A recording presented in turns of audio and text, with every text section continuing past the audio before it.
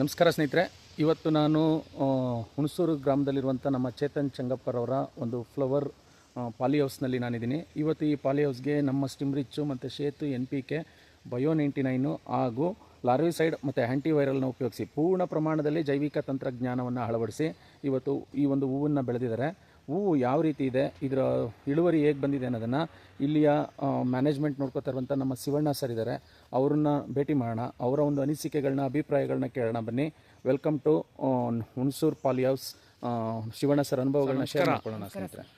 ತಮ್ಮ ಹೆಸರು? ನಮ್ಮ ಹೆಸರು ಶಿವಣ್ಣ ಅಂತೇಳಿ. ತಮ್ಮದು ಯಾವ ಊರು ಸರ್? ನಮ್ಮದು ಹುಣಸೂರು ಸರ್. ಹುಣಸೂರು. ಎಷ್ಟು ವರ್ಷದಿಂದ ಹೂ ಬೆಳೆನಲ್ಲಿ ನೀವು ಬೆಳೆ ಬೆಳೀತಾ ಒಂದು 4 ವರ್ಷದಿಂದ ಇಲ್ಲಿ ಅನುಭವ ಪಡೆದಿದ್ದೀನಿ ಸರ್. 4 ವರ್ಷದಿಂದ ಇದು ಮ್ಯಾನೇಜ್ಮೆಂಟ್ ನೋಡ್ಕೋತಾ ಇದ್ದೀರಾ. ಸೊ ಏನು ಅನ್ನಿಸ್ತಾ ಇದೆ ಸರ್, ಈಗ 4 ವರ್ಷದಿಂದ ನೀವು ಬೆಳವಣಿಗೆ ಬೆಳೀತಾ ಇದ್ದಕ್ಕೂ ಈ ವರ್ಷದ ಇಳುವರಿಗೂ ಏನು ವ್ಯತ್ಯಾಸ ಕಾಣಿಸ್ತಾ ಇದೆ ಸರ್? ಬಂದಾಗ ಮೊದಲೆಲ್ಲ ರಾಸಾಯನಿಕ ಗೊಬ್ಬರ ಬಳಸ್ತಿದ್ದ ಸರ್. ರಾಸಾಯನಿಕ ಗೊಬ್ಬರದಿಂದ ಭಾರಿ ರೋಗಗಳು ಅಟ್ಯಾಕ್ ಆಗ್ತಿದ್ದ. ಇವಾಗ ಜೈವಿಕ ಗೊಬ್ಬರವನ್ನು ಉಪಯೋಗಿಸಲಾಗಿ ನಾವು ಇವಾಗ ತುಂಬ ತೃಪ್ತಿ ಆಗ್ತಾ ಇದೆ. ನೀವು ಕೊಡುವಂಥ ಮಾರ್ಗದರ್ಶನದಲ್ಲಿ, ನಿಮ್ಮ ಗೈಡೆನ್ಸಲ್ಲಿ ಗಿಡ ಬೆಳೆದಿದ್ದೀವಿ ಸರ್. ಅದರಿಂದ ಒಳ್ಳೆ ತುಂಬ ಸಂತೋಷ ಆಗ್ತಾಯಿದೆ. ಇನ್ನು ಮುಂದೇನು ಇದೇ ಥರ ಇಳುವರಿ ಬಂದ್ಬಿಟ್ಟು ನಮಗೆ ಒಂದು ಸಂತೋಷ ಆಗಲಿ ಅಂದ್ಬಿಟ್ಟು ನಿಮ್ಮ ಒಂದು ಮಾರ್ಗದರ್ಶನದಲ್ಲಿ ನಡೀತೀವಿ ಅಂತ ಹೇಳ್ಬಿಟ್ಟು ನಾವು ನಿಮ್ಗೆ ಖುಷಿಯಾಗಿ ಹೇಳ್ತಾ ಇದ್ದೀವಿ ಸರ್. ಓಕೆ ಸರ್, ಮೊದಲು ಹೂವಿನ ಗಾತ್ರ ಹೆಂಗೆ ಬರ್ತಾಯಿತ್ತು, ಈಗ ಹೂವಿನ ಗಾತ್ರ ಹೆಂಗಿದೆ ಸರ್? ಹೂವಿನ ಗಾತ್ರ ಮೊದಲೆಲ್ಲ ಬಾಕ್ಸ್ಗೆ ಅಂತೇಳಿ ಬಿಡ್ತಿದ್ದೆ ಸರ್. ಒಂದು ಗಿಡಕ್ಕೆ ಬಂದೆವು, ಇವಾಗೆಲ್ಲ ಬಿಡಿಯೋ ಬಿಟ್ಟಿದೆ. ಬಿಡಿಯೋ ಮೊದಲಿಗೂ ಈಗ ಗಾತ್ರದಲ್ಲೇ ವೇರಿಯೇಷನ್ ಇದೆ, ಹೆಚ್ಚು ಕಡಿಮೆ ಇದೆ. ಚೆನ್ನಾಗಿದೆ ಸರ್ ಬಿಡಿಯೋ. ಈಗ ಒಂದು ಗೊನೆನಲ್ಲಿ ಎಷ್ಟು ಹೂವಿದೆ ಲೆಕ್ಕ ಹಾಕಿ ಸರ್? ಹಾಗೆ ಒಂದು ಗೊನೆಯಲ್ಲಿ ಹೆಚ್ಚು ಕಡಿಮೆ ಅವರೇಜ್ 10 ಹೂ ಮೇಲೆ ಬರ್ತದೆ ಸರ್. ಲೆಕ್ಕ ಹಾಕಿ ಹಾಗೆ ಒಂದು ಗೊನೆ ಸ್ನೇಹಿತರೆ, ಒಂದು ಬ್ರಾಂಚಸ್ ಒಂದು ಹೂವಿನಲ್ಲಿ 4-6 ಇದೆ ಸರ್. ಇದರಲ್ಲಿ 6 ಬರ್ತಾ ಇದೆ. ಅವರೇಜ್ 10 ಇದೆ ಸರ್. ಅವರೇಜ್ 10 ನೋಡಿ. ವೆಯ್ಟ್ ಎಷ್ಟಪ್ಪ ಇದೆ ನೋಡಿ. ಹೂವಿನ ಸುತ್ತಳತೆ ನೋಡ್ಬೋದು ಸ್ನೇಹಿತರೆ, ಎಷ್ಟು ಚೆನ್ನಾಗಿ ಪರಾಗಸ್ಪರ್ಶ ನಡೆದಿದೆ. ಹೂವಿನ ಸುತ್ತಳತೆ ಚೆನ್ನಾಗಿ ಬಂದಿದೆ. ಸುತ್ತಳತೆ ಚೆನ್ನಾಗಿ ಬಂದಿಲ್ಲ ಅಂದರೆ ಹೂವು ಅದನ್ನು ರಿಜೆಕ್ಟ್ ಮಾಡಿಬಿಡ್ತಾರೆ ವ್ಯಾಪಾರಸ್ಥರು. ನೋಡಿ, ಪ್ರತಿ ಹೂವು ಕೂಡ ಸುತ್ತಳತೆ ತುಂಬ ಚೆನ್ನಾಗಿ ಬಂದಿದೆ. ಇದು ಮೇಯ್ನ್ ಕ್ವಾಲಿಟಿ. ಅಂದರೆ ಕ್ವಾಲಿಟಿನಲ್ಲಿ ನೀವು ನೋಡೋದು ಹೂವಿನ ಸುತ್ತಳತೆ, ಕರೆಕ್ಟ್ ಅಲ್ವಾ? ಒಂದು ಕಡೆ ಪರಾಗಸ್ಪರ್ಶ ನಡೆದಿಲ್ಲ ಅಂದರೆ, ಹೂವು ಸರಿಯಾಗಿ ಲೇಯರ್ ಬಂದಿಲ್ಲ ಅಂದರೆ ಅದನ್ನೇನು ಮಾಡ್ತೀರಾ? ರಿಜೆಕ್ಟ್ ಮಾಡಿಬಿಡ್ತಾರೆ. ಅದನ್ನು ರೇಟ್ ಕಮ್ಮಿ ಮಾಡ್ತಾರಾ ಇಲ್ಲ ರೇಟ್ ಜಾಸ್ತಿ? ಈಗ ನೀವು ಇಷ್ಟು ವರ್ಷ 4 ವರ್ಷ ಬೆಳೆದಿರೋ ಹೂವಿನ ಸುತ್ತಳತೆಗಳಿಗೂ ಈ ಸಲ ಬಂದಿರೋ ಹೂವಿನ ಸುತ್ತಳತೆಗೆ ಏನು ಅನಿಸುತ್ತೆ? ಬಿಡಿಯೋ ಸುತ್ತಳತೆ ಜಾಸ್ತಿ ಇದೆ ಸರ್. ಇವಾಗ ಬೇಡಿಕೆ ಇರುತ್ತೆ, ತಗೊಳ್ಳೋರು ಖುಷಿ ಆಗ್ತದೆ, ಸಂತೋಷದಿಂದ ತಗೊಳ್ತಾರೆ ಸರ್. ನೋಡಿ ಸ್ನೇಹಿತರೆ, ಒಂದೊಂದು ಹೂವನ್ನು ಕೂಡ ಎಷ್ಟೆಷ್ಟು ದಪ್ಪ ಇದೆ. ನನ್ನ ಕೈನಲ್ಲಿ ಒಂದು ಅಂಗೈ ಗಾತ್ರ ಇದೆ ಒಂದು ಹೂವು. ತುಂಬ ವೆಯ್ಟ್ ಇದೆ, ತುಂಬ ವ್ಯಾಲ್ಯೂಬಲ್ ಇದೆ. ನೋಡಿ, ಇಡೀ ತೋಟ ಎಷ್ಟು ಚಂದ ಅಂದರೆ ಒಂದೊಂದು ಗಿಡ ನೋಡಿ ವೆಯ್ಟನ್ನು ತಡಿಲಾರ್ದೇ ಗಿಡ ಮಲ್ಕೊಂಬಿಟ್ಟಿದೆ. ಅಂದರೆ ಹೂಗಳ ವೆಯ್ಟನ್ನು ತಡಿಲಾರ್ದೇ ಗಿಡ ಮಲಗಿರೋದನ್ನ ನೀವು ನೋಡ್ತಾ ಇದ್ದೀರಾ. ನೋಡಿ ಎಷ್ಟು ದಪ್ಪ ಇದೆ ಒಂದೊಂದು ಹೂವು. ಸೊ ಸ್ನೇಹಿತರೆ, ಪೂರ್ಣ ಪ್ರಮಾಣದಲ್ಲಿ ಜೈವಿಕ ಕೃಷಿ ಹಾಗೂ ಅದಕ್ಕೆ ಕರೆಕ್ಟಾಗಿ ಬೇಕಾದಂಥ ಒಂದು ಏನು ಖನಿಜಾಂಶಗಳು ಮತ್ತು ಅಥವಾ ಬೇರೆ ಬೇರೆ ಇನ್ಸೆಕ್ಟಿಸೈಡ್ಸ್ನ ಕೊಟ್ಕೊಂಡು ನಾವು ಕರೆಕ್ಟಾಗಿ ಬೆಳೆದಿದೆ ಆದರೆ ಜೈವಿಕ ಕೃಷಿನಲ್ಲಿ ಉತ್ತಮವಾದಂಥ ಲಾಭ ಗಳಿಸ್ಬೋದು. ಲಾಭ ಗಳಿಸ್ಲಿಕ್ಕೆ ನಮ್ಮ ಶಿವಣ್ಣ ಸರ್ ತೋಟನೇ ಒಂದು ಇನ್ಸ್ಪಿರೇಷನ್ ಅಂತ ಹೇಳ್ಬೋದು.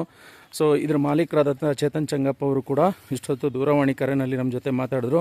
ಅದ್ಭುತವಾದಂಥ ಇಳಿ ಬಂದಿದೆ ನನಗೆ ಸೋ ಹ್ಯಾಪಿ ಅಂತ ತುಂಬ ಹರ್ಷವನ್ನು ವ್ಯಕ್ತಪಡಿಸಿದ್ದಾರೆ ಸ್ನೇಹಿತರೆ. ನಿಜವಾಗ್ಲೂ ಹೂ ತೋಟ ಹೇಗಿದೆ ಅಂದರೆ, ನಾನು ಅವ್ರಿಗೆ ಅದನ್ನೇ ಹೇಳ್ತಾ ಇದ್ದೆ, ಯಾವುದಾದ್ರೂ ಕಣ್ಣು ಬೀಳ್ಬೋದು, ಯಾರನ್ನೂ ಒಳಗಡೆ ಬಿಡಬೇಡಿ ಅಂತ. ಆ ಥರ ನೋಡಿ, ಹೂವು ಒಂದೊಂದು ಗಿಡದಲ್ಲಿ ಒಂದೊಂದು ಗೊಂಚಲು ನೋಡಿ ಹೆಂಗಿದೆ. ತುಂಬ ಅಂದರೆ ನೋಡಲಿಕ್ಕೆ ಖುಷಿ ಅನಿಸುತ್ತೆ. ನೋಡಿ ಅವ್ರು ಹೆಂಗೆ ಅವ್ರಿಗೆ ಖುಷಿ ಆಗುತ್ತೆ, ತೋರಿಸ್ಲಿಕ್ಕೆ ಅವ್ರಿಗೆ ಖುಷಿ ಆಗುತ್ತೆ. ಇದು 2 ಹೂವಿನ ಗೊಂಚಲು ನೋಡಿ ಎಷ್ಟಪ್ಪ ಇದೆ. ಸೊ ಅಂದರೆ 2 ಹೂವು ಹಾಕಿದ್ರೆ ಒಂದು ಬೊಕ್ಕೆ ಸೈಜ್ ಬರುತ್ತೆ. 2 ಗೊಂಚಲು ಹಾಕಿದ್ರೆ ಅಷ್ಟು ತುಂಬ ಚೆನ್ನಾಗಿ ಇಳುವರಿ ಬಂದಿದೆ. ಹ್ಯಾಪಿಯಾಗಿದ್ದಾರೆ ರೈತರು. ಸೊ ಹೀಗೆ ಹೂವಿನ ಬೆಳವಣಿಗೆ ಚೆನ್ನಾಗಾಗಲಿ, ನಿಮ್ಮಿಂದ 100 ರೈತರಿಗೆ ಒಳ್ಳೇದಾಗಲಿ. ಶಿವಣ್ಣ ಸರ್, ಏನು ಹೇಳೋಕ್ಕೆ ಇಷ್ಟಪಡ್ತೀರಿ? ಈ ಒಂದು ಬೆಳೆ ಕಷ್ಟ ಇದೆ, ಇದನ್ನು ಜೊತೆಯಲ್ಲಿ ಕೂಡಿಸ್ಕೊಳ್ಳಿ ಅಂತೇಳಿ ನಾನು ಅವ್ರಿಗೆ ಒಂದು ಗೈಡೆನ್ಸ್ ಕೊಡೋಕ್ಕೆ ಇಷ್ಟಪಡ್ತೀನಿ ಸರ್. ಕೆಮಿಕಲ್ ಬೆಳಿಬೇಕಾದ್ರೆ ನಿಮ್ಮ ಕೈಕಾಲು ಅಂಗಾಂಗಗಳು ಏನು ಅನ್ನಿಸ್ತಾ ಇತ್ತು ಕೆಮಿಕಲ್ ಹೊಡಿಬೇಕಾದ್ರೆ? ಯಾಕಂದರೆ ಹೂವಿನ ಬೆಳೆ ಅಂದರೆ 3 ಡೇಸ್ 4 ಡೇಸ್ಗೆ ಕೆಮಿಕಲ್ ಕೊಡ್ತಾನೆ ಇರ್ತೀರಾ. ಅದಕ್ಕೂ ಇದಕ್ಕೂ ಏನು ಅನ್ನಿಸ್ತಾ ಇದೆ ಸರ್ ನಿಮಗೆ? ಕೆಮಿಕಲ್ ರಾಸಾಯನಿಕ ವಸ್ತು ಬಳಸೋದ್ರಿಂದ ಕೆಲಸ ಮಾಡೋಂಥ ಕಾರ್ಮಿಕರಿಗೂ ಆರೋಗ್ಯ ದೃಷ್ಟಿಯಿಂದ ಹಾನಿಕರ ಸರ್. ಜೈವಿಕ ಕೃಷಿ ಮಾಡೋದ್ರಿಂದ ಎಲ್ಲ ದೃಷ್ಟಿಯಿಂದನೂ ಒಳ್ಳೆಯದು ಅನಿಸ್ತದೆ ನಮ್ಮ ದೃಷ್ಟಿಯಲ್ಲಿ. ಈಗ ಇದನ್ನು ನೀವು ಕೊಟ್ಟಿದ್ದೀರಲ್ಲ ಸರ್, ಯಾವಾಗಾದರೂ ನಿಮಗೆ ಕೈ ಉರಿ ಬರೋದು ಅಥವಾ ಕಣ್ಣೂರಿ ಬರೋದು ಅಥವಾ ಊಟ ಸೇರದೆ ಇರೋದು ಆ ಥರದ್ದು ಏನಾದರೂ ಸೈಡ್ ಎಫೆಕ್ಟ್ಸ್ ಏನಾದರೂ? ಏನಿಲ್ಲ. ಅದೇ ನೀವು ಕೆಮಿಕಲ್ ಕೊಡುವಾಗ ಕಾಲು ಉರಿಯೋದು, ಕೈ ಉರಿಯೋದು, ಕಣ್ಣೆಲ್ಲ ಉರಿಯೋದು, ಅದರಿಂದ ಮಾಸ್ಕ್ ಹಾಕೊಳ್ಳುವ ಮುಖ್ಯ ಇಲ್ಲ, ಕೈಗೆಲ್ಲ ಮಾಸ್ಕ್ ಹಾಕೊಳ್ಳುವ. ಇದರಿಂದ ನಮಗೆ ಅನಾನುಕೂಲ ಆಗ್ತಿತ್ತು, ಅನುಕೂಲ ಆಗ್ತಿರ್ಲಿಲ್ಲ. Okay, thank you very much sir. ಜೈವಿಕ ಗೊಬ್ಬರ ಬಳಸೋದ್ರಿಂದ, ಜೈವಿಕ ಕೃಷಿ ಮಾಡೋದ್ರಿಂದ ಅದನ್ನ ಕನ್ಸ್ಯೂಮರ್ಗೂ ಸಹ ಭಾರಿ ಒಳ್ಳೆಯದಾಗುತ್ತದೆ, ಅನುಕೂಲ ಇದೆ. ಆರೋಗ್ಯಕ್ಕೆ ಏನು ಎಫೆಕ್ಟ್ ಆಗಲ್ಲ, ಸೈಡ್ ಎಫೆಕ್ಟ್ ಆಗಲ್ಲ ಅನ್ನೋದು. ಖರ್ಚಿನ ವಿಚಾರದಲ್ಲಿ ಬಂದಾಗ ಸರ್, ಜೈವಿಕ ಗೊಬ್ಬರ ಬಳಸೋದ್ರಿಂದ ಖರ್ಚು ಕಡಿಮೆ ಇದೆ ಸರ್, ಆದಾಯ ಜಾಸ್ತಿ ಇದೆ. ಮಣ್ಣು ಯಾವ ಥರ ಇಂಪ್ರೂವ್ಮೆಂಟ್ ಆಗಿದೆ ತೋರಿಸ್ಬೋದಾ? ಮಣ್ಣು ಮೊದಲೆಲ್ಲ ಗಟ್ಟಿ ಇತ್ತು ಸಾರ್ಡು, ಇದು ನೋಡಿ ಎಷ್ಟು ಬಿಡಿಯಾಗಿ ಉರುಡಿಯಾಗಿದೆ, ಎಲ್ಲ ಒಂಥರ ಪೌಡರ್ ಟೈಪ್ ಇದೆ ಸರ್. Very nice. ಮೊದಲೆಲ್ಲ ಒಂಥರ ನಿಮಗೆ ಪಾಚಿ ಕಟ್ಟಿದಾಗಿತ್ತು. ಪಾಚಿ ಕಟ್ಟಿತ್ತು ಸರ್. Very nice. ನೋಡಿದ್ರಲ್ಲ ಸ್ನೇಹಿತರೆ, ಮಣ್ಣು ಕೂಡ ಅಭಿವೃದ್ಧಿ ಆಗುತ್ತೆ, ಬೆಳೆನೂ ಕೂಡ ತುಂಬ ಚೆನ್ನಾಗಿ ಬರುತ್ತೆ. ಜೈವಿಕ ಕೃಷಿಯನ್ನು ಅಳವಡಿಸ್ಕೊಳ್ಳಿ. ಶಿವಣ್ಣ ಅವ್ರ ಮಾರ್ಗದರ್ಶನ ಬೇಕಂದರೆ ಅವ್ರ ಮೊಬೈಲ್ ನಂಬರ್ನ ಇನ್ಬಾಕ್ಸಲ್ಲಿ ಹಾಕ್ತೀನಿ, ಬಂದು ಬೇಕಾದರೆ ನೀವು ತೋಟನ ನೋಡೋಗ್ಬೋದು. ಧನ್ಯವಾದ ಸ್ನೇಹಿತರೆ.